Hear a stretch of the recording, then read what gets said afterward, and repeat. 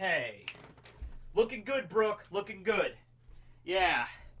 Now, Brooke has nothing to do with today's video. Today we're talking about Kaido! But, you know, Brooke, he was the first wall scroll I ever had. He was the original wall scroll, so it's good to have Brooke up here. Who knows? Maybe Brooke might be the one to defeat Kaido. I don't know where this is going any better than you know where this is going, right? Who knows? It might just be like all of the freaking scabbards get wiped out, and then Luffy and Yamato jump in, and then they get defeated, and then Zoro steps up to plate, and he's like, well, leave it to me. And then he gets defeated, and then Law and Kid are like, let's work together. I'm like, all right, fine. And then they get defeated, and then it turns out it's Brooke. Brooke shows up at the last minute and activates a new ghost ability to like possess Kaido and like take his kanabo and bash himself in the head with it or something. I don't know, right? Like, okay. Actually, you know what? That is not a bad idea for a video. Like, maybe do a what-if scenario on, like, hypothetically, if Brooke were to defeat Kaido, or if Frankie were to defeat, like, all the different Straw Hats, like, if they're the ones that were to do it, how would it go down? And that would just be a video where I could just go crazy with the headcanon. So yeah, we might do that in the future, we'll see. But no, today we're talking about Big Daddy Kaido's, mighty armament haki, because you know, last arc was Totland. Well, last arc was Reverie, but before that, the last major arc involving the Straw Hats was Totland, and a big focus in Luffy's fight with Katakuri during the climax of that arc was observation haki. Luffy had to be able to understand what the future sight haki really was that Katakuri was doing. He figured out the weakness of it. He was able to exploit that weakness, and he came out of that fight kind of having a basic idea how to use future sight himself. Now, it's not perfect, but Luffy has a better, you know, handle on it than he did before. This arc definitely seems to be going more armament haki based, or Ryou as they call it in the land of Wano. And so you had Luffy learning it from Hyo during the Udon prison, you know, learning the different aspects of armament haki, you know, not just like vulcanizing up your hands, but also like sending the invisible haki out, and then the advanced form where it actually enters and permeates the enemy or object and destroys it from the inside out. And that's the technique that Luffy is hopefully going to use against Kaido in, I don't know, I mean, he's fighting the scabbards right now, so maybe give it another 10 chapters. Don't worry, we'll eventually get to the really badass scene like we saw in the opening, where Luffy jumps up into the air and like, Ryou! Boom! And then punches Kaido right in the nose. We'll get that, definitely. Don't worry. It might take a while, but we'll definitely get there. Now, what effect it might have, well, I guess we're just going to have to see. But yeah, Kaido's main thing seems to be that he's really built tough. Tough to the point where he can survive a 10,000 meter drop from a sky island with only a minor headache. Tough enough that really no weapon up until like just recently with the scabbards. Before that, it was just Odin and his mighty Nitoryu Odin style were able to harm him. And so when he goes into his dragon form, apparently his scales are like wicked tough.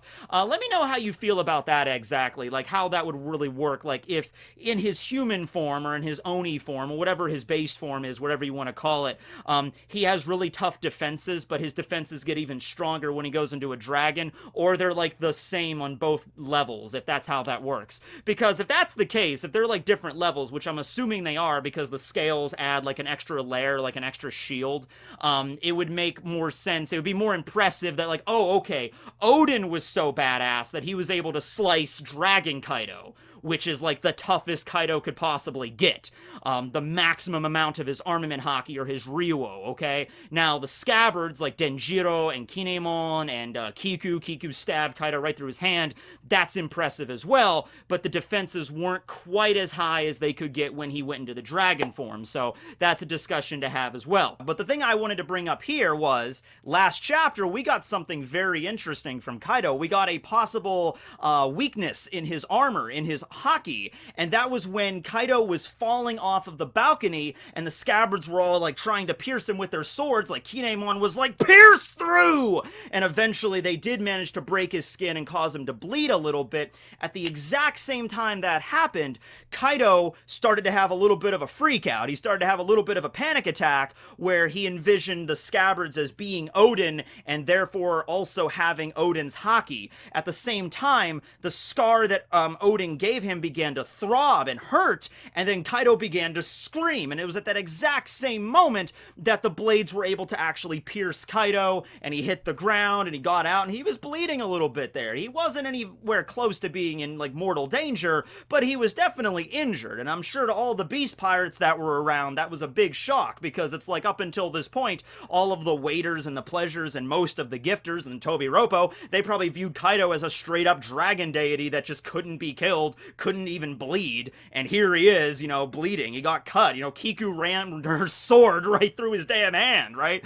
So I'm thinking this might actually be something relatively similar to what happened with Big Mom, where Big Mom has a weakness as well. When Beiji was talking about, like, the assassination plot against Big Mom, Sanji brought up, like, isn't she kind of like an iron balloon? Can you even pierce that with a weapon? And Beiji's like, yeah, you're right. You know, pretty much under normal circumstances, she is like an iron balloon. You can't pierce her flesh. However, when she's in a state of severe mental duress, when she's, like, screaming, when she sees the destruction of Mother Caramel's picture, she can be injured, okay? And so it might be something similar with Kaido, where at that exact moment when the scabbards were rushing at him, he had a flashback to Odin. And Kaido was not as paranoid involving the Kozuki clan as Orochi was, but you keep in mind, for one thing, he was sliced by Odin, so I'm sure quite a few times over the last 20 years, you know, Kaido might have had he might have woken up in a cold sweat in the middle of the night, like he's sleeping in his throne, he's like, and he has a dream of Odin, like, slicing him, and he might wake up, and he's like, oh, my scar hurts. Yeah, whatever, Odin, he's dead. He's dead and buried. I shot him in that, whatever. Going back to bed. Give me some booze. Can't dream when I'm drunk. You know, whatever.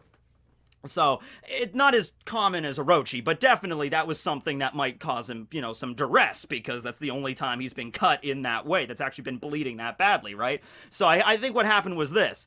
Kaido, you know, he wasn't expecting the damn scabbards to show up. He doesn't have future sight haki. I'm actually going to go back into this later. I'm going to roll this back to what, you know, Luffy and Katakuri's fight was all about with that kind of type of haki. But, you know, just because, you know, Kaido and Big Mom are Yonko, they don't have, like, the high-level future sight haki that Katakuri had. That was something that, like, Katakuri himself was, like, high-spec'd in, okay? So anyway, yeah, he doesn't expect the scabbards to be coming. He turns around at the last second. Scabbards are all rushing toward him. He immediately flashes back to Odin, and then that's why his scar starts to hurt. He's like, Odin, are you here? Oh, and then he gets jumped, scar starts to hurt, and then that causes him enough, like, you know, mental duress that he can actually be injured. He can be pierced, okay? Not to the same extent with Big Mom, where Big Mom went into, like, that crying fit, and she was letting out a mighty scream that was, like, rocking the entire island, and she was basically just, like, she went, like, shut down for a little while she was screaming. It wasn't the same exact thing as that, but I definitely think those two things are connected. Like, when, you know,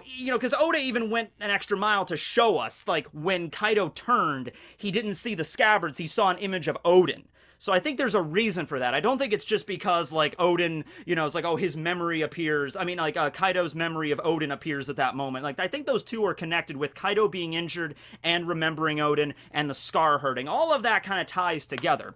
Now, tying that back to Future Sight, the weakness with Future Sight, as was revealed during Luffy and Katakuri, was that, you know, Katakuri had to be very, very focused and kind of in, like, that calm, like, zen state of mind in order to truly use his Future Sight haki. Okay?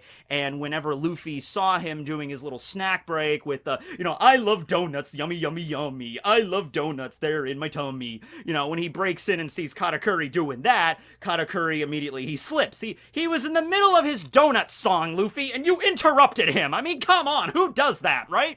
So he's in the middle of the freaking donut song, he sees him, Katakuri's like, and then that screws up his Future Sight haki a little bit, and throughout the fight, Luffy also tries to, like, trip him up in that kind of regard, you know, to get Katakuri either really annoyed or really angry or just some other kind of emotion that can kind of disrupt his haki, and he manages that a few times.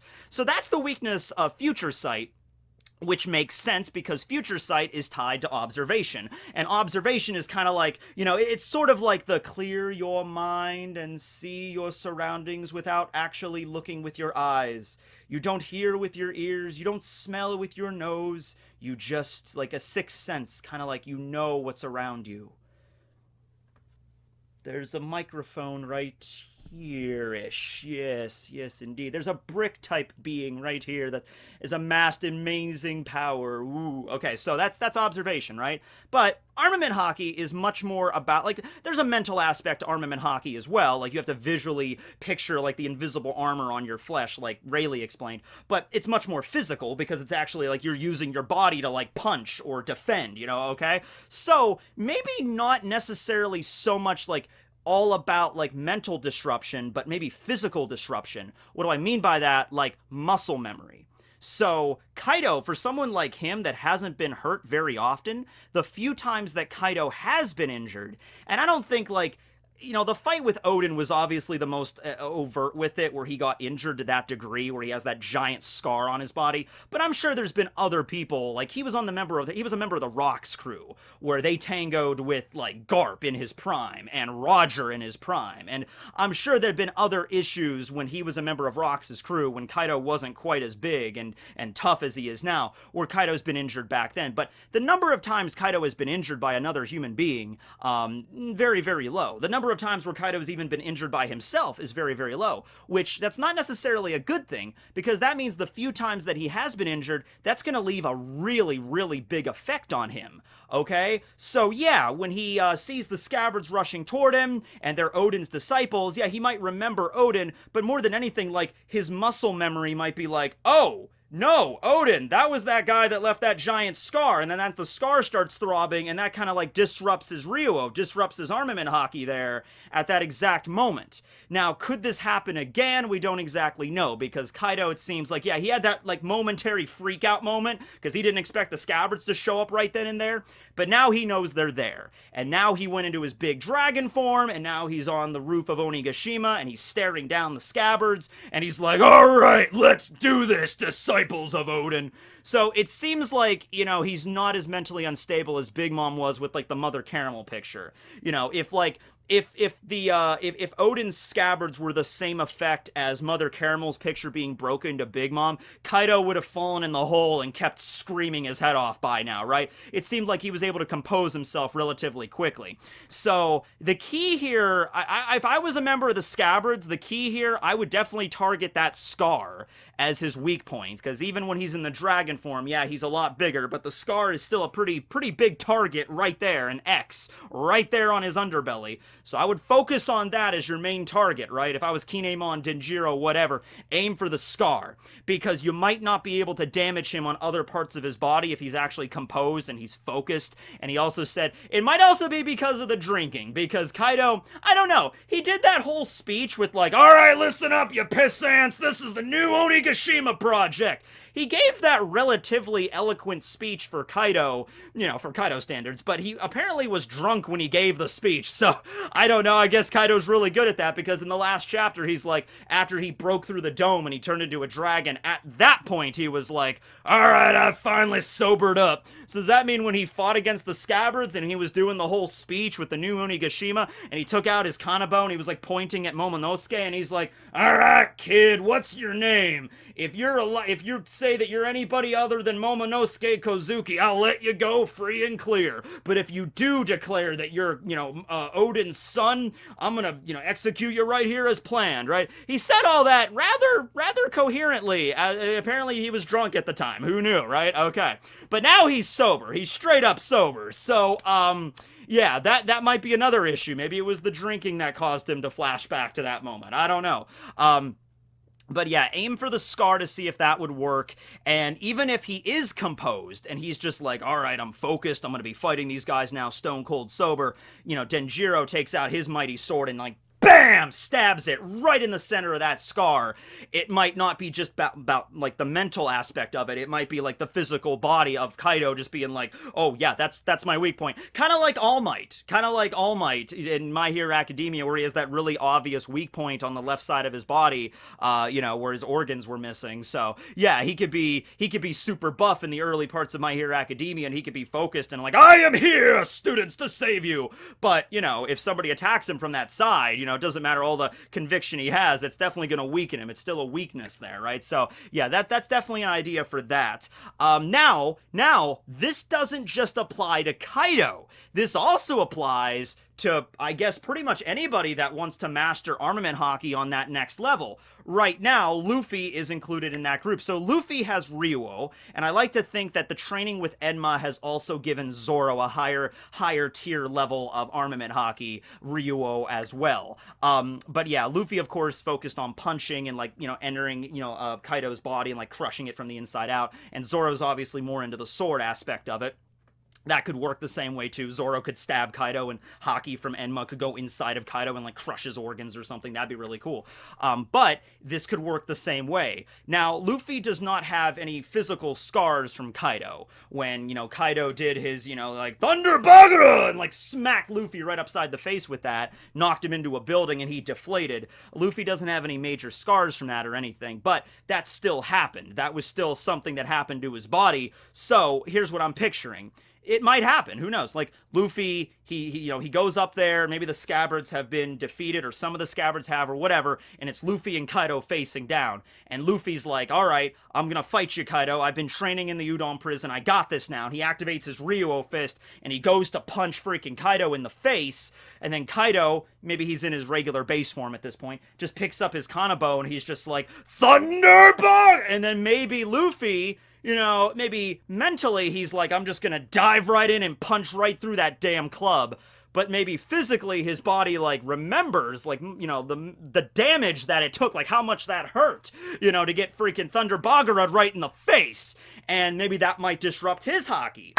Even if it doesn't happen right away, if the fight continues between, like, let's say it's Luffy and Zoro tag teaming against Kaido.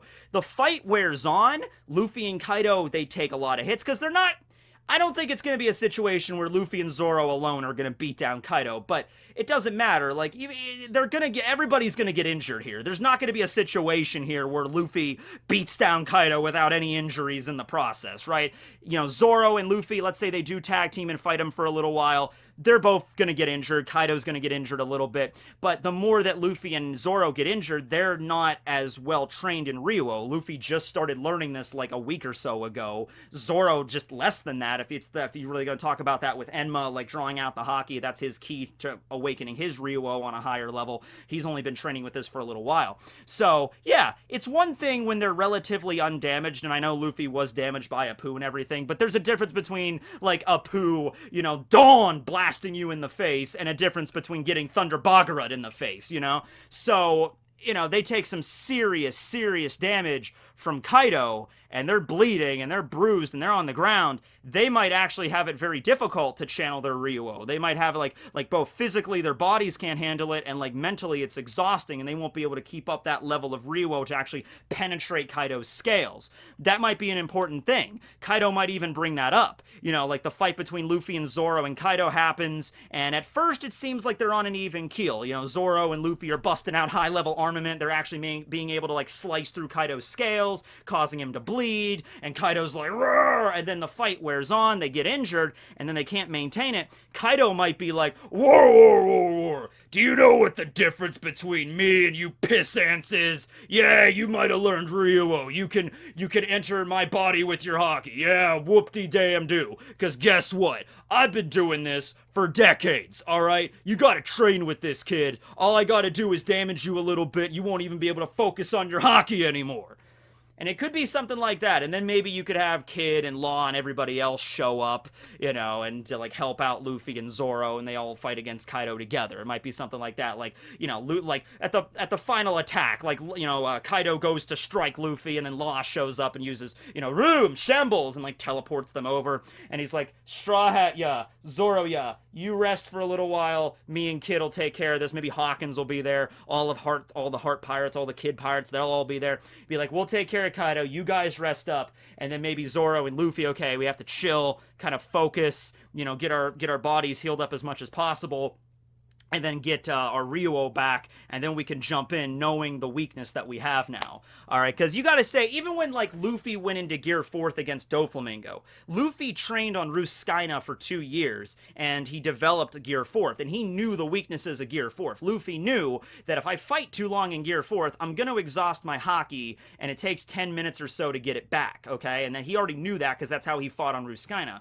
But this Ryou shit that Luffy's learning, he just learned it, like, a week or two ago. ago. So Luffy is probably not entirely aware of the massive amounts of strain this puts on, like, body and spirit and mind and stuff like that. Hell, even the moment we had a couple of chapters ago, or I guess, yeah, 2 chapters ago, when Luffy grabbed Yamato's handcuffs and ripped them off and threw them away, that actually might have required a lot of, like, focus and attention for Luffy to do that, and Luffy doesn't focus, he doesn't pay attention to that stuff at the moment. That might have exhausted him more than he thought it did. You know, like, he might be fighting Kaido and he'd be like, man, yeah, that focusing, you know, removing Yamato's handcuffs, that actually maybe took a little bit more out of me than I originally figured it did, because I just started learning Ryuo. I don't know all the weaknesses of this. I don't even know how long it's going to take. Like, if his Ryuo falters and he's getting some moments of rest, he's like, I don't know how long this is going to take. You know, this could take, because I've never been into a fight like this intense using Ryuo before. I was just training in the udon and stuff like that. This could take 10 minutes, it could take 15, 20 minutes. How long does this take to get back to I can actually control it?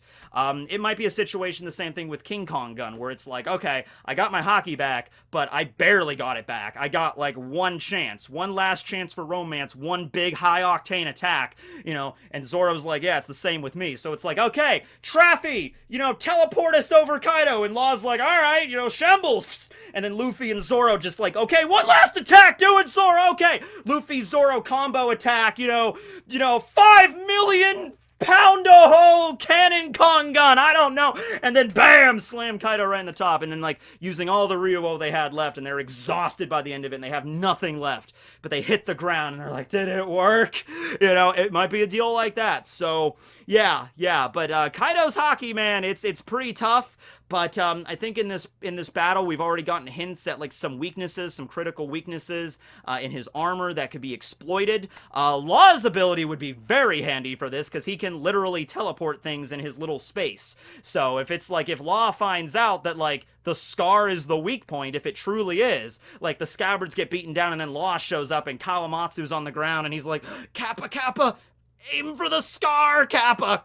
Scar Kappa? What the hell is the Scar Kappa? Oh, the Scar. Okay, cool. Yeah, Room, Shambles, Kid, go! Heat, go! Beppo, go! You know, just like, just keep like doing like a cycle back and forth with freaking Shambles or something, right? But yeah, I guess we'll see how that works in the upcoming chapters. Thanks for watching, everybody. This will be Tekking's Kanabo, and Barry, and Brooke, signing out. See ya, everybody. Barry, as a favorite Straw Hat, is in fact actually Brooke, because they both start with the letter B, so that's actually how that works, you know, that's how it goes.